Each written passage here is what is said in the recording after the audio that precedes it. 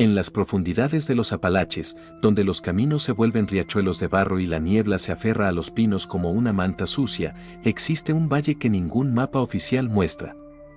Los habitantes de los pueblos cercanos lo llaman Dead Creek Hollow, aunque en documentos antiguos aparece como Johnson Ridge.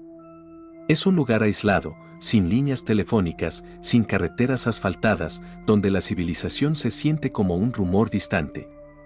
En los bares, cuando alguien menciona ese nombre, los rostros se ponen serios y los vasos se vacían rápido.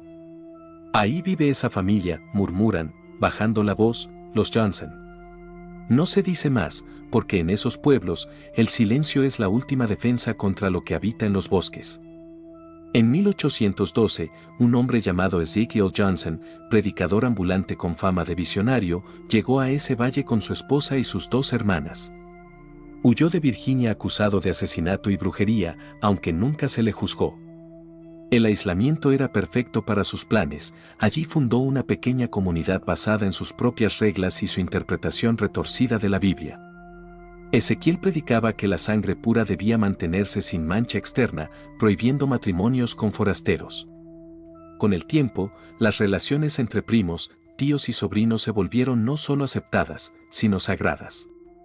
Durante generaciones, esa práctica convirtió a la familia Johnson en algo más que un simple clan, en un monstruo colectivo, una línea genética cerrada sobre sí misma como una serpiente devorándose la cola. Ya a finales del siglo XIX, viajantes que se aventuraban por esos caminos regresaban con historias escalofriantes. Gritos inhumanos en la noche, huellas que parecían humanas pero con 6 o 7 dedos, y figuras que se movían rápido entre los árboles, demasiado rápido para ser hombres. Algunos hablaban de mujeres con rostros asimétricos, y niños que nunca aprendían a hablar, emitiendo sonidos animales. El sheriff del condado se limitaba a responder: «Es mejor dejar a esa gente tranquila». Pero en bares y fogatas se comenzó a usar una frase que se volvió común: «La familia Johnson es el error que la naturaleza quiere olvidar». En 1929, el Dr. Samuel Peters, joven e idealista, se ofreció como voluntario para llevar vacunas a comunidades remotas. Nadie le advirtió de Johnson Ridge. Tras un día entero de camino, llegó a la aldea y lo que vio le persiguió hasta su muerte. Niños con cabezas desproporcionadas, adultos con mandíbulas torcidas y ojos ubicados a diferentes alturas, algunos incapaces de caminar erguidos. El doctor intentó hablar con ellos, pero la mayoría solo emitía gruñidos guturales. En su diario escribió: «Esto no es enfermedad. Esto es el resultado de generaciones de sangre encerrada en sí misma. Una fábrica de monstruos sostenida por tradición y fanatismo». Huyó al amanecer, jurando que nunca regresaría. Dr. Peters denunció la situación a las autoridades estatales. Pero en lugar de enviar ayuda, recibió una carta oficial con una sola línea: «Deje que el valle permanezca olvidado». El sheriff del condado lo visitó en persona y le habló claro: «Esa gente está ahí desde antes de que este país existiera. Nadie quiere que la prensa se entere». Peters comprendió que había fuerzas más grandes que la moral en juego. El horror genético de los Johnson era un secreto nacional. En otoño de 1930, un grupo de cazadores desapareció en las montañas. Cuando los buscaron, hallaron un campamento destrozado, con restos de sangre en las tiendas y huellas extrañas alrededor. Un rescatista juró haber visto pisadas humanas mezcladas con huellas de animales, algunas con dedos largos y curvados como garras. La investigación se archivó como accidente de caza. Pero desde entonces, nadie volvió a cazar cerca de Johnson Ridge. En 1932, Henry Whitlock, periodista de Charleston, recibió una carta anónima. Decía: «Si quiere la historia que hará temblar al país, vaya a Dead Creek Hollow. Pregunte por los Johnson. Pero lleve miedo, porque ahí se cría como el maíz». Ambicioso y con sed de fama, Henry partió con su cámara y una libreta. No sabía que estaba viajando hacia el corazón de un infierno que no debía existir. En un pueblo cercano, un anciano le tomó del brazo antes de que siguiera su camino. «Si ves a alguno de ellos, no hables, no mires, corre». «¿Qué son?», preguntó Henry, confundido. El anciano bajó la voz. no son personas. Son lo que pasa cuando Dios deja de mirar. Henry rió nerviosamente, creyendo que eran exageraciones. Esa noche, ya en su tienda de campaña, recordaría esas palabras con terror. A 2 millas del valle, Henry vio a una niña pequeña de pie en la carretera. Estaba descalza, con un vestido sucio y desgarrado. Cuando él se acercó, ella abrió la boca para hablar y no tenía lengua. Solo emitió un sonido gutural y se alejó corriendo a 4 patas con una velocidad imposible. Henry sintió que la realidad se doblaba. Comprendió que esa historia no era solo periodismo, era supervivencia. Al llegar al centro del valle, Henry se escondió entre los árboles. Desde allí vio una cabaña enorme, hecha de tablones viejos, láminas oxidadas y huesos animales. En el porche, un hombre gigantesco balanceaba un cuchillo mientras varias mujeres lo rodeaban, algunas con 6 dedos en cada mano, otras con rostros deformados hasta lo grotesco. Los niños corrían desnudos por el barro, gruñendo como perros. Henry tomó una fotografía rápida, temblando. Si lograba salir vivo, esa imagen podría cambiar la historia o condenarlo. Esa noche, acampado en las colinas, Henry escuchó el valle cobrar vida. Gruñidos, risas descompuestas y algo parecido a canto salían de la cabaña. A medianoche, un chillido desgarrador se elevó, seguido de pasos rápidos. Cuando Henry apuntó su linterna, vio figuras arrastrándose entre los árboles, más rápidas que cualquier animal conocido. Sintió el terror primitivo de quien se sabe presa. Al amanecer, Henry exploró los alrededores y encontró un árbol enorme. En sus ramas colgaban huesos humanos atados con cuerdas de cuero. En la base, vio restos de zapatos rotos y ropa ensangrentada. Tallada en la corteza había una sola palabra: Johnson. Comprendió que esa familia no solo vivía aislada. Se alimentaba de quienes se atrevían a entrar. Observando desde la distancia, Henry identificó a los líderes de la familia, Ezequiel II, nieto del fundador, y su esposa Marta. Sus cuerpos estaban retorcidos, pero sus ojos brillaban con una inteligencia cruel. Ellos no solo permitían el incesto, lo dirigían, asegurando que la sangre Johnson permaneciera pura y que el clan se mantuviera unido en contra del mundo exterior. Era más que degeneración física, era una cultura del horror. Cada diciembre, la familia celebraba un ritual conocido como la Noche de Unión. Las mujeres jóvenes eran alineadas frente a los hombres, mientras Ezequiel II recitaba palabras en un dialecto incomprensible. Lo que seguía era demasiado atroz para describir.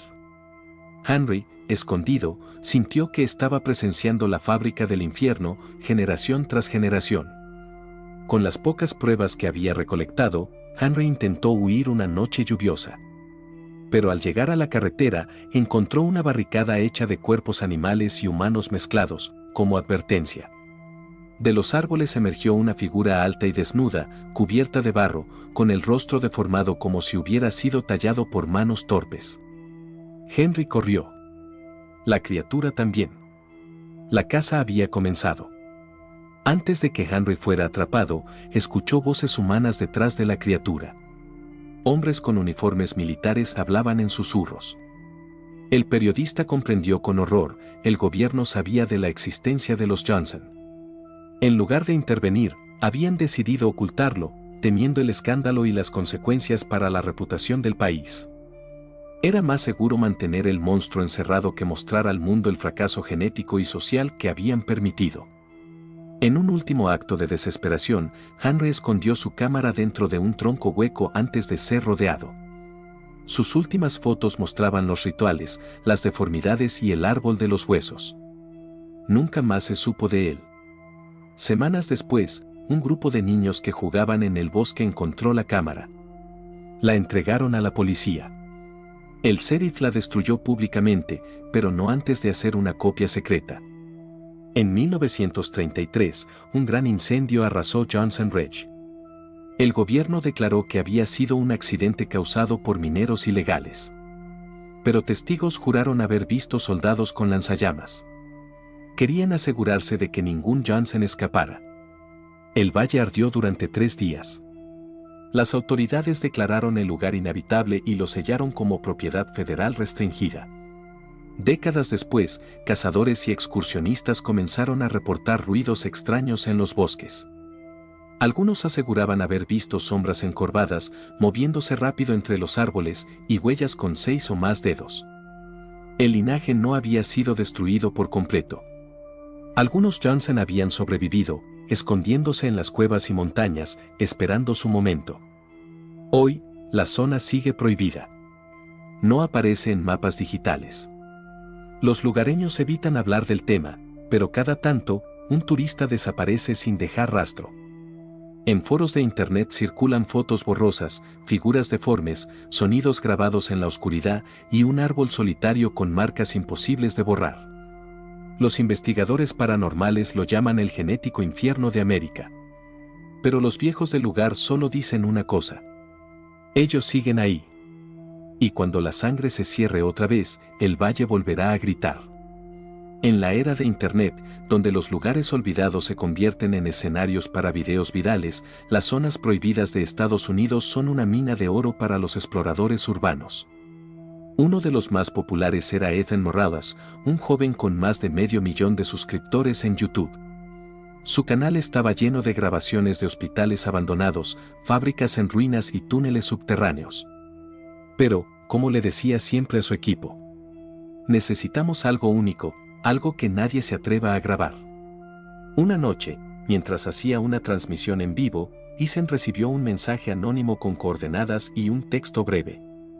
Si buscas fama, ve a este lugar. Si buscas sobrevivir, no lo hagas. Johnson Reg.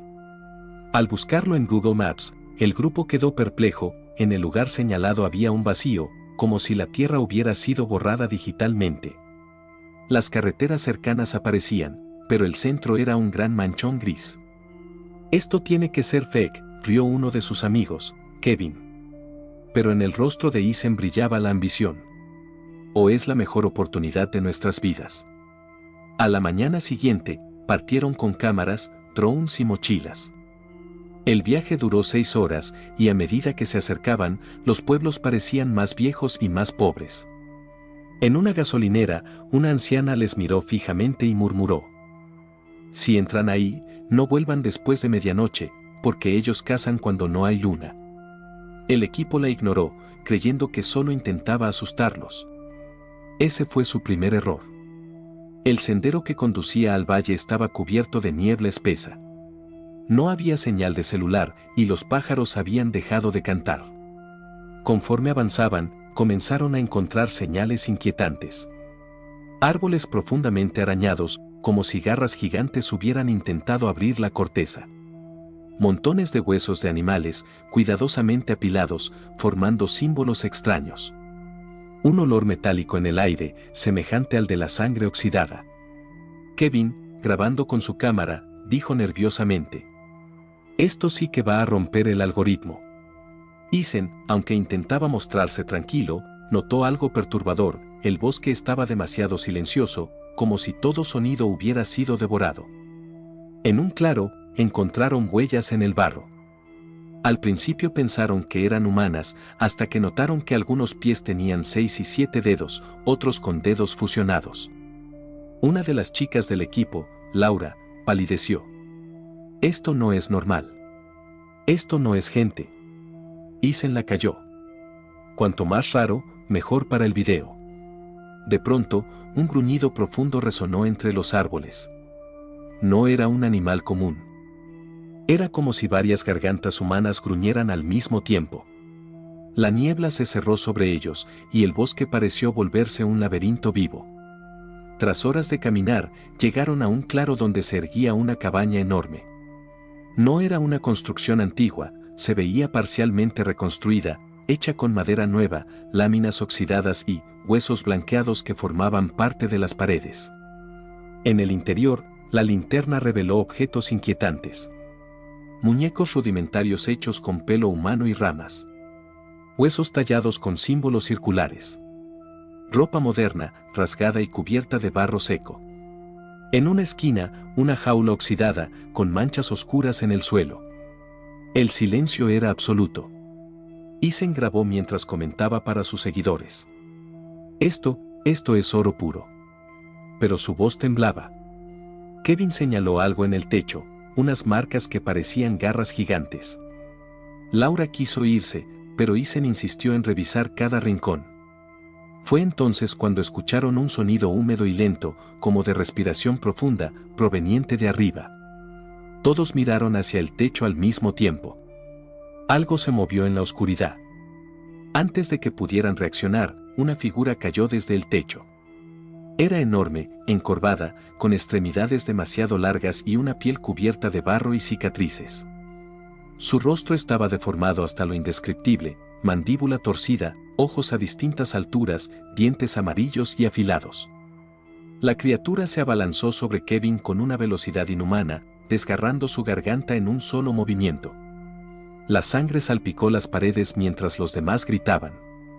Ethan, en shock, mantuvo la cámara encendida por instinto. La grabación mostró imágenes caóticas. Laura huyendo entre sollozos, el monstruo avanzando a 4 patas y breves destellos de otras figuras moviéndose fuera de la cabaña, como sombras entre la niebla. Mientras corrían hacia el bosque, Ethan tropezó y miró hacia atrás. Por un segundo, creyó ver un grupo entero de criaturas de pie en silencio, observando, con rostros casi humanos pero terriblemente deformes. Uno de ellos pronunció una palabra gutural, como si intentara hablar. Ethan comprendió con horror. Eran los Johnson. El equipo se dispersó. Solo Ethan logró escapar, pero no salió ileso, llevaba en su cámara la prueba definitiva de que el horror genético de América seguía vivo. Ethan logró salir del bosque al amanecer, cubierto de barro y sangre que no era suya. Sus pasos eran erráticos y su respiración cortada por el terror. Apenas llegó a su camioneta, arrancó y condujo sin rumbo, hasta detenerse en una gasolinera a más de 50 millas de Johnson Ridge. Ahí se dio cuenta de que aún tenía su cámara, colgando de su cuello, con la luz roja parpadeando, había grabado todo. Horas después, en un estado de shock, subió el video a su canal de YouTube y se quedó dormido en la cabina del vehículo.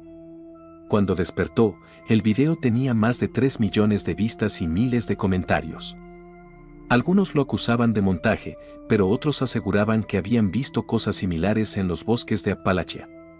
Una frase se repetía en el chat en vivo. No son monstruos. Son Johnson. En menos de 24 horas, el video fue eliminado por una reclamación gubernamental. Sin embargo, ya era demasiado tarde, cientos de usuarios lo habían descargado y empezaron a compartirlo en foros oscuros. El nombre Johnson Ridge volvió a aparecer en la memoria colectiva después de casi un siglo de silencio. En Washington, la filtración del video desató el pánico. Los altos mandos sabían que no era un montaje. Los Johnson eran un secreto histórico. Un equipo de operaciones especiales conocido como Unidad Grey fue activado con órdenes estrictas. Eliminar toda evidencia. Ningún testigo debe sobrevivir. Entre ellos estaba Sarah Mellor, una agente condecorada que había crecido en un pueblo cercano. De niña, había escuchado historias susurradas por su abuela sobre la familia de los ojos torcidos. Nunca las creyó, hasta ver el video. En el helicóptero rumbo a la zona, Sarah revisó las imágenes cuadro por cuadro. Su estómago se revolvió. Esto no es una leyenda, murmuró, mientras cargaba su rifle. Esto es nuestro pecado nacional. La unidad Grey ingresó al valle al anochecer, moviéndose en formación silenciosa. Con visores nocturnos, exploraron la zona donde Ethan había grabado las imágenes. Al principio, solo encontraron silencio y árboles retorcidos. Pero luego, un soldado levantó la mano. Se escuchan respiraciones, muchas. De pronto, el bosque cobró vida. Sombras encorvadas se movieron entre los árboles, rodeándolos. Una ráfaga de disparos iluminó la oscuridad. Los gritos de los soldados se mezclaron con rugidos guturales. Sarah alcanzó a ver una figura antes de que desapareciera. Un ser con brazos desproporcionados, piel cubierta de llagas y ojos que brillaban con una inteligencia salvaje. Cuando cesó el tiroteo, 3 soldados habían desaparecido sin dejar rastro. El resto retrocedió, aterrorizado. Sarah comprendió que el enemigo no era humano, pero tampoco era bestia. Era algo peor, una evolución torcida. Persiguiendo a una de las criaturas, Sarah descubrió una grieta entre las rocas, cubierta de ramas y pieles secas. Al internarse, halló una cueva enorme iluminada por antorchas. En el suelo había huesos humanos recientes y restos de ropa moderna, mochilas, teléfonos, zapatos desgarrados. En las paredes, símbolos circulares tallados que recordaban a los hallados en las fotos antiguas de 1932. En el centro, un altar de cráneos rodeado de velas. Sobre él, una figura anciana y encorvada. Su rostro era un mapa de deformidades, piel arrugada, ojos a distinta altura, una boca torcida que se abría con un sonido húmedo. La criatura habló, y su voz era grave pero articulada. Nosotros, somos la sangre original. Sarah retrocedió, horrorizada. Aquello no era un animal salvaje, era un ser consciente. Tras salir de la cueva, Sarah accedió a un archivo clasificado en la base militar. Allí descubrió la verdad que el país había ocultado por casi un siglo. El incendio de 1933 no fue un intento de destruir a los Johnson, sino de borrar la evidencia de un proyecto secreto. Durante la Segunda Guerra Mundial, el gobierno experimentó con los sobrevivientes de la familia, buscando crear soldados más resistentes al dolor y la fatiga. Los Johnson fueron encerrados y estudiados como si fueran ratas de laboratorio. Cuando el proyecto fracasó, los responsables decidieron ocultarlo para siempre. Sarah sintió un nudo en el estómago. Los Johnson no solo eran víctimas de generaciones de incesto. Eran armas fallidas, moldeadas por la ambición de su propio país. No somos mejores que ellos, susurró. Solo más hipócritas. Mientras el gobierno debatía, los Johnson actuaban. En las profundidades de la cueva, la figura anciana resultó ser Martha Johnson III, descendiente directa del fundador. Aunque su cuerpo estaba deformado, su mente era clara y cruel. Rodeada por decenas de hijos y nietos, alzó los brazos y gruñó. Nos han cazado como animales. Ahora cazaremos nosotros. Con un grito gutural, ordenó a su clan salir de la oscuridad. Por primera vez en casi un siglo, los Johnson abandonaron el valle y se dispersaron por las montañas. El infierno genético estaba desatado. Un grupo de turistas que viajaba en caravana fue atacado en la carretera más cercana al valle. Los vehículos fueron encontrados al día siguiente, volcados y quemados. Los cuerpos estaban colgando de árboles, marcados con símbolos circulares tallados en la piel. La escena era tan brutal que la policía local entró en shock. Los medios nacionales reportaron el incidente como obra de una secta satánica. Sarah, al ver las fotos, reconoció el patrón, era el mismo árbol de huesos que Henry Wedlock había descrito en 1932. Los Johnson no solo mataban, dejaban un mensaje. La guerra había comenzado. Mientras los ataques se multiplicaban, Internet se convirtió en un campo de batalla. El video original de Eisen volvió a aparecer en redes, junto con filtraciones de documentos clasificados. Foros de conspiración ardían con teorías, algunos hablaban de experimentos genéticos, otros de demonios antiguos. Una etiqueta comenzó a viralizarse, #Proyecto Johnson. El gobierno intentó censurar la información, pero era inútil. Cada intento de borrarla solo alimentaba la curiosidad. Por primera vez, el país entero comenzaba a sospechar la verdad. Sarah y su equipo intentaron atrapar a un grupo pequeño de Johnson cerca de un río. Pero al llegar, descubrieron que ellos eran los cazados. El clan había tendido una emboscada, usando gritos imitados para confundirlos. Sombras surgieron de los árboles, atacando con garras y dientes.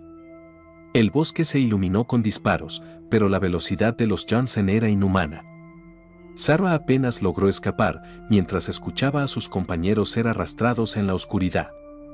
Desde lo profundo, resonó la voz de Martha Johnson III. La sangre vuelve a cerrarse. Sarah comprendió que el clan no solo sobrevivía, se reproducía más rápido de lo que podían detenerlo. Esa misma noche, los Johnson atacaron el pueblo más cercano. Cortaron la electricidad y bloquearon las carreteras con árboles caídos y vehículos volcados. Los habitantes se refugiaron en la iglesia, rezando mientras escuchaban ruidos animales afuera, pasos, risas rotas, gruñidos. Sara llegó justo a tiempo para organizar la defensa. Un anciano, con lágrimas en los ojos, reconoció los sonidos. «Esto es como en los cuentos de mi abuelo», dijo temblando. «Solo que ahora, están muchos más». Sara comprendió que la única forma de detenerlos era destruir la cueva central, su lugar sagrado. Con 2 voluntarios, se infiltró mientras el pueblo resistía afuera. Dentro, hallaron decenas de Johnson reunidos, protegiendo a Marta. La batalla fue brutal, con cuerpos retorcidos atacando en una vorágine de dientes y uñas. Sara logró colocar explosivos mientras sus compañeros se sacrificaban para ganar tiempo. Cuando detonó la carga, la cueva se derrumbó en un rugido ensordecedor. Antes de morir, Marta sonrió y susurró: «Siempre quedará alguno». Al amanecer, el valle estaba en silencio. Los sobrevivientes salieron de la iglesia, temblando. El humo de la cueva aún ascendía, tiñendo el cielo de rojo. Sara, herida y exhausta, observó los árboles.